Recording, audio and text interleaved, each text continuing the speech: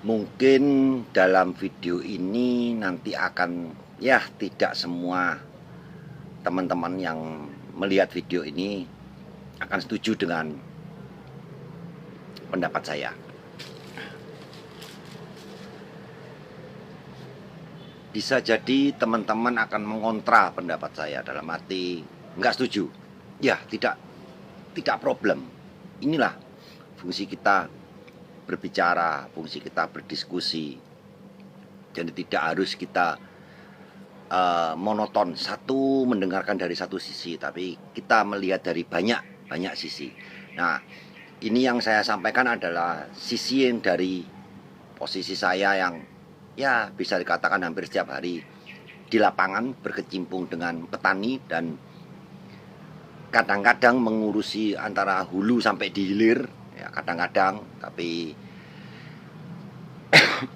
ya memang kadang-kadang harus begitu sih. Jadi ya ayo kita diskusi aja. Tapi yang mau saya sampaikan nanti ini ya memang harus saya sampaikan gitu, karena ini sudah menjadi lama menjadi pemikiran saya. Nggak lama, ayo kita mulai video reaction dari pidato sambutan Bapak Presiden.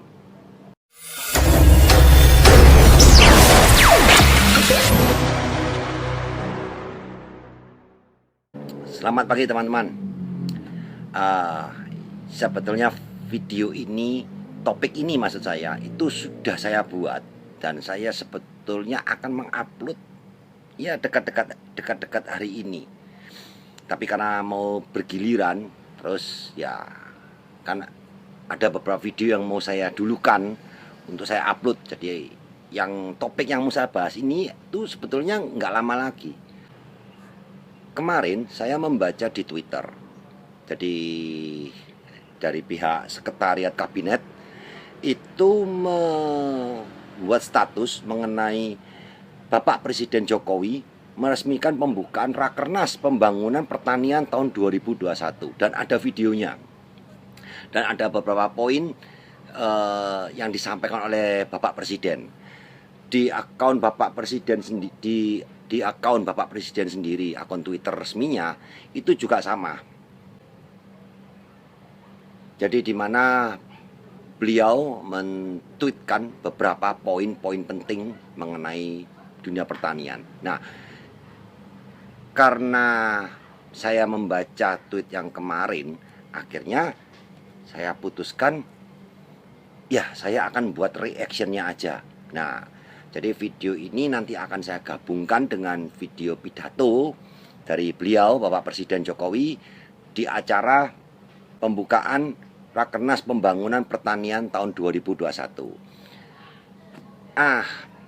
Pas sekali sih momennya sebetulnya, pas sekali. Kenapa saya katakan pas? Karena apa yang disampaikan oleh Bapak Presiden itu apa yang sebagian saya sudah suarakan di video saya. Ya, yang sebelumnya ini. Nah, sekarang mau saya suarakan ulang. Tapi untuk menghindari hal-hal yang nggak diinginkan, saya akan tampilkan video sambutan Bapak Presiden secara utuh dari awal sampai akhir dan saya tidak memotong-motong. Jadi nanti Sobat Tani bisa lihat, jadi kurang lebih time waktunya sekitar 11 menit. Ditambah saya akan memberikan reactionnya mengenai pernyataan beliau. Jadi kalau mau buat kopi, ya silakan buat kopi karena mungkin durasi video ini akan cukup lama. Karena playlist kita sekarang adalah ring ngopi atau ngopi kembali, jadi ayo kita ngopi dulu. Saya juga sudah ngopi, saya sekarang ngopi dulu. Ayo kita mulai. Jadi saya awali dengan kita sambil mendengarkan pidato beliau.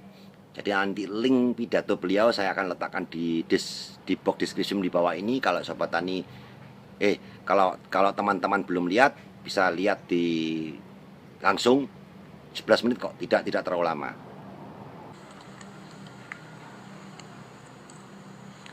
Ini baru akan dimulai. Bismillahirrahmanirrahim.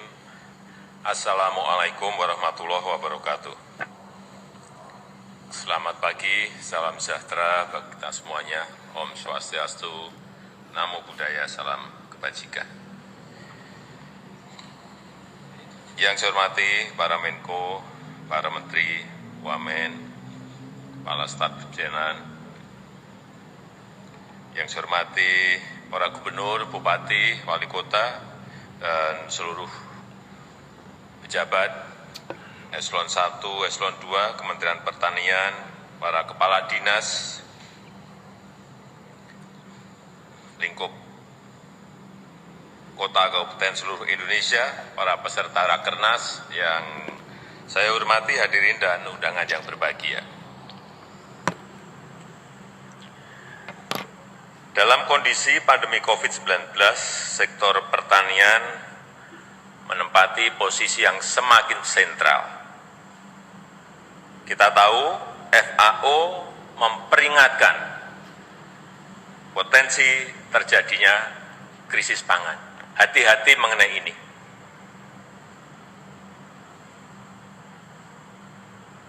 Hati-hati. Akibat pembatasan mobilitas warga dan bahkan distribusi barang antar negara, distribusi pangan dunia menjadi terkendala. Nah, di pembukaan awal ini beliau mengatakan bahwa hati-hati, bahwa FAO itu adalah Badan Dunia Urusan Pangan, itu telah mewarning bahwa ke depan itu kita akan menghadapi suatu masalah yang namanya dampak pangan, yaitu kekurangan makan atau kelaparan. Sebetulnya begini, kalau dikatakan sektor pertanian ini tidak berdampak terhadap corona, awal-awal mungkin iya, awal-awal, tapi menjelang 1 tahun corona ini, sektor pertanian mulai terkena merasakan dampak. Ya, salah satu yang sudah disebutkan oleh beliau tadi, bahwa ada pembatasan-pembatasan yang kita harus ikuti. Kita tidak bisa melanggar. Jadi kalau dulu kita sering sekali mengadakan acara sosialisasi, pertemuan, kita adakan berbagai acara dengan para petani. Sekarang nggak bisa. Jadi kita sekarang lebih banyak door to door, one by one, petani itu petani, untuk menyampaikan apa yang sebetulnya harus dikerjakan, apa yang harus sebetulnya dilakukan, dan bagaimana mengatur sistem pola tanam. Itu kita jadi lebih banyak waktu yang sekarang harus kita luangkan, termasuk juga mengenai daya beli. Jadi hasil pertanian sendiri pun itu mengalami juga, terkena juga dampaknya, terutama di daya beli masyarakat yang sekarang mulai menurun. Kalau kita bilang beras adalah makanan pokok, iya, beras makanan pokok. Tapi sekarang ada beberapa kecenderungan sudah mulai tidak seperti dulu lagi. Bahkan kalau teman-teman tahu, sekarang harga gabah pun tidak beranjak kemana-mana, ya tetap stabil di harga seperti yang sekarang ini. Tempat saya sekarang masih di angka 3.600, 3.700 gabah kering panen untuk tingkat petaninya, bersih tingkat petaninya, masih segitu. Kita lanjutkan lagi.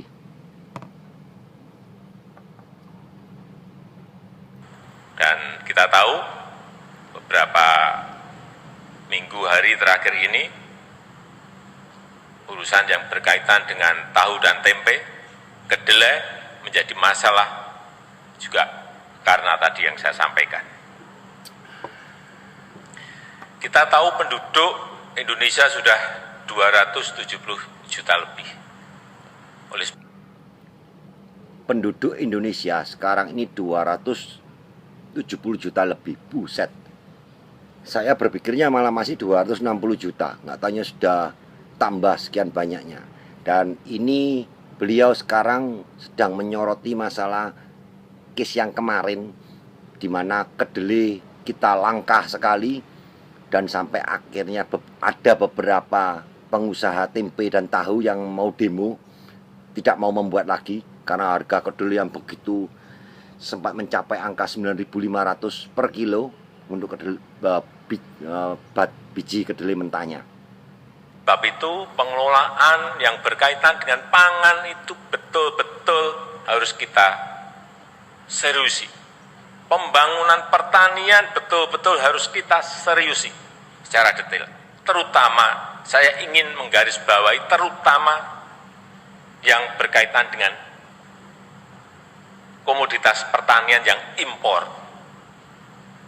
Kedelai, hati-hati. Jagung, hati-hati. Gula, hati-hati. Ini yang masih jutaan-jutaan. Jutaan ton. Bawang putih. Beras. Meskipun ini sudah 2 tahun kita, hampir 2 tahun kita enggak impor beras. Ini saya mau lihat betul lapangannya, kondisinya seperti apa, apakah konsisten bisa kita lakukan untuk tahun-tahun mendatang. Tetapi yang beliau sangat, ya ada perasaan beliau sebetul, gimana ya, merasakan bahwa kenapa sih kita ini masih impor. Terutama untuk komoditi-komoditi yang sebetulnya kita ini mampu loh menghasilkan. Kita bicara kedelai, bawang putih, beras, apalagi yang kita masih import beberapa yang lainnya. Kalau tebu saya kurang paham, karena tebu itu memang sektornya pertanian, tapi saya tidak mendalami sektor tebu. Pergulahan saya tidak mendalami, karena itu agak sedikit berbeda. Tapi dari 3 komoditi ini, kita ini mampu sebetulnya. Nah, apa sih menyebabkan kita ini terus import? Kalau beras sendiri, memang 2 tahun ini kita tidak import. Tapi bukan tidak akan import, tapi belum. Jadi kalau dalam skala jangka pendek, setahun, 2 tahun, 3 tahun lah mungkin, kita mungkin bisa bertahan untuk tidak import, terutama untuk komoditi beras. Tapi untuk jangka waktu skala panjang agak susah kita kalau tidak import. Ya, faktornya banyak, sangat-sangat banyak sekali faktornya, terutama dengan alam. Salah satunya adalah alam. Itu yang sangat harus kita jadikan catatan penting, bahwa produksi kita itu baik padi, jagung, kedelai, bawang putih, bawang merah, apapun itu yang namanya kita bertani, itu yang kita hadapi bukan cuma sekedar OPT, tapi ada alam. Nah, alam ini yang membuat kita harus lebih agak, ya dikatakan was-was, tapi kita akan tetap berusaha. Kita lanjutkan lagi.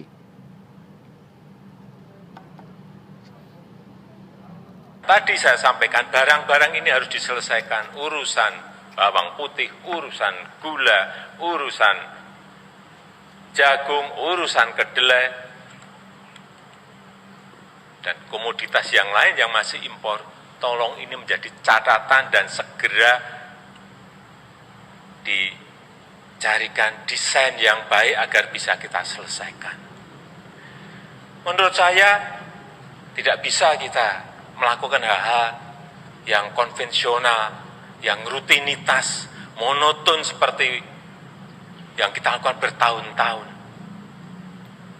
Kita harus membangun sebuah kawasan yang economic scale, nggak bisa kecil-kecil lagi. Oleh sebab itu kenapa saya dorong food estate ini harus diselesaikan. Beliau mengatakan bahwa salah satu hal yang bisa menyelesaikan masalah kita untuk import itu dengan kita jangan monoton konvensional. Sebetulnya gini, ini pembahasan yang akan jadinya melebar kalau saya saya jelaskan. Tapi intinya seperti ini. pertanian kita dari dulu, dari zaman dulu itu memang didesain ya seperti ini, konvensional, monoton, tradisional, dengan jargon kita selalu mengatakan gotong royong. Itu yang membuat ya saya sendiri bukan mengatakan tradisional jelek, gotong royong jelek, tapi itu zamannya sudah lewat dan sudah saatnya kita ini berubah. Total kita harus berubah. Karena era pertanian sekarang ini sudah bukan seperti era pertanian tahun 80 atau 70, 80, 90, 2000 ini. Era pertaniannya sudah berubah total. Total berubah. Tapi ya yang di lapangan yang ada sekarang ya semuanya masih konvensional, masih tradisional, masih monoton, ya seperti itu dan begitu terus seperti itu. Ada memang di beberapa tempat yang saya tahu sudah mengembangkan, mereka menggunakan dengan berbagai macam basis teknologi. Yang salah satu ya yang saya pikir itu sangat bagus, tapi itu jumlahnya terlalu kecil sekali dibanding dengan luas lahan pertanian kita yang sangat-sangat besar sekali, sangat kecil sekali. Jadi tidak berdampak, sama sekali tidak berdampak. Paling tidak tahun ini yang di Sumatera Utara, yang di Kalimantan Tengah itu selesaikan. Kita mau evaluasi problemnya apa, masalah lapangannya apa, teknologinya yang kurang apa, dan juga dengan cara-cara teknologi, bukan cara-cara konvensional di food estate ini, karena ini akan menjadi contoh nanti kalau ini benar. Ditekankan lagi oleh beliau, bukan dengan cara-cara konvensional, tapi dengan cara-cara teknologi. Nanti kita ulas mengenai teknologi. Bisa dijadikan contoh, semua provinsi sudah datang kopi aja. Tapi memang dalam sebuah skala yang luas. Ada sedikit pernyataan dari beliau yang bagi saya saya nggak ya kurang lah, dimana beliau membangun contoh food estate di Sumatera dan di Kalimantan, dan beliau ingin tahun ini selesai.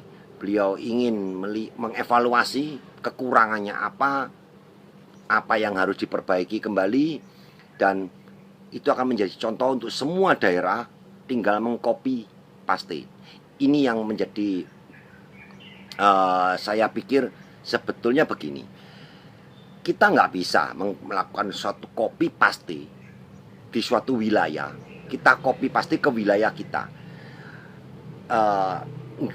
karena begini, Indonesia itu punya posisi letak geografis di tiap daerah itu berbeda-beda. Kalau kita mengadopsi teknologi, umpama ini contoh dari Banyuwangi, kita ambil teknologi itu, kita terapkan di Bali, belum tentu itu akan berhasil. Jadi perlu adaptasi di tiap-tiap daerah yang memang ingin menerapkan contoh yang sudah ada, yang kita bawa, kita lihat di daerah yang sudah berhasil, kita pindahkan ke daerah yang baru. Itu perlu adaptasi yang kita mesti perlu pelajari lagi, dan tidak semudah kita kalau di daerah A kita lihat mereka berpola seperti ABCD, oke, kita ambil ABCD, kita pindahkan ke tempat kita dengan ABCD juga. Nggak bisa. Kita nanti akan menemukan kendala yang jauh lebih besar. Jadi kalau di daerah yang awal kendalanya cuma 1, 2, 3, kalau kita ambil, kita pindahkan, itu kita bisa mendapatkan kendala bisa 1, 2, 3, 4, 5, 6, bahkan lebih banyak lagi. Jadi contoh-contoh atau mungkin project-project seperti food estate yang beliau katakan tadi, itu saya pribadi tidak setuju. Saya setuju, tapi tidak bisa menjadi tolak ukur, atau daerah A berhasil, kalau copy paste daerah B juga harus berhasil. Nggak bisa. Ada hal-hal yang perlu kita perbaiki lagi, kita sesuaikan dengan kondisi daerah di mana food estate itu akan dijalankan.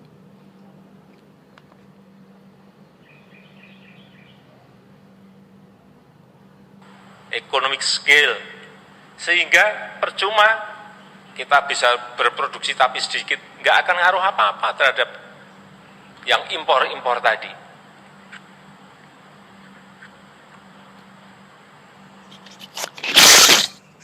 Karena produksi dari dulu sampai sekarang, kenapa? Pertama, kedelai yang juga di Indonesia dia tumbuh baik, kenapa petani kita tidak mau tanam? Karena harganya kalah dengan yang kedelai impor. Kalau petani suruh menjual dengan harga yang impor, ini harga pokok produksinya nggak nutup.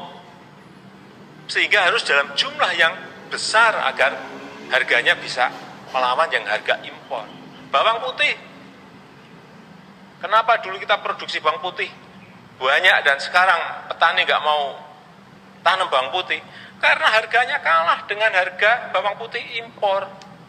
Wonosobo, bawang putihnya banyak. Di NTB, bawang putihnya banyak. Kenapa nggak bisa diperluas dalam jumlah yang besar sehingga bisa melawan harga impor? Ada competitive price-nya. Kalau harga tidak kompetitif, ya kan sulit kita bersaing. Sehingga sekali lagi ini harus dibangun dalam sebuah lahan yang sangat luas. Lahan kita masih.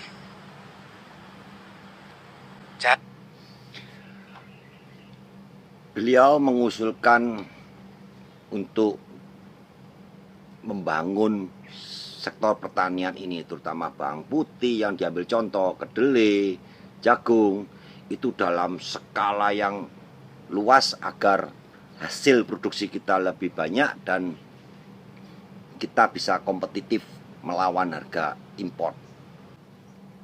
Tapi dengan membuka lahan semasif itu, saya tidak terlalu setuju. Saya lebih setuju peningkatan optimalisasi produksi dengan lahan kecil. Karena di beberapa titik daerah sudah berhasil kok itu dilakukan dengan lahan kecil yang tidak berjumlah sampai jutaan hektar, tapi hasilnya signifikan. Jadi luas lahan 3.500 meter persegi, atau lah kita bicarakan setengah hektar, itu kita bisa optimalkan hasilnya. Itu setara dengan kekuatan kita 1 hektar, tapi dengan catatan tidak konvensional dan tidak monoton. Kita lanjutkan lagi. Cari lahan yang cocok untuk kedelai. Tapi jangan hanya sehektar, 2 hektar, 10 hektar, 100.000 hektar, 300.000 hektar, 500.000 hektar, 1 juta hektar. Cari. 1 juta hektar kan? Urusan jagung, cari lahan-lahan yang masih bisa untuk ditanam jagung dalam skala yang lahan yang luas. Ini yang akan menyelesaikan masalah. Kalau kita hanya rutinitas urusan pupuk. Kalau bagi beliau, Bapak Presiden mengatakan ini yang akan menyelesaikan masalah dengan membuka skala lahan yang besar-besaran seperti yang beliau sampaikan tadi. Ya salah satunya mungkin, ya salah satunya. Tapi bukan cuma satu ini sebetulnya. Kendala di lapangan itu jauh lebih besar daripada cuma kita sekedar membuka lahan 100, 200, 300, 500, 1 juta hektar. Bukan cuma sekedar itu aja. Kendalanya itu banyak sekali. Contohnya aja, kalau kita membuka lahan yang seperti saya katakan 1 juta hektar, yang ngerjakan itu siapa? Terus yang mau mendampingi itu siapa? Dan apa pasti dengan kita membuka lahan segitu, kita menanam komunitas yang kita katakan tadi masih import seperti bawang putih, jagung, kedelai, pasti panen. Kalau nggak panen gimana? nggak panen tuh dalam arti gagal panen. Loh, jadi petani itu nanam itu pasti, tapi panen belum tentu. Banyak faktor-faktornya. Dan itu perlu betul-betul suatu pengawasan, pendampingan untuk para petani agar bisa mencapai titik goal tujuannya itu yang kita sebut panen itu. Tapi kalau cuma sekedar panen, ya tidak perlu lahan seluas itu.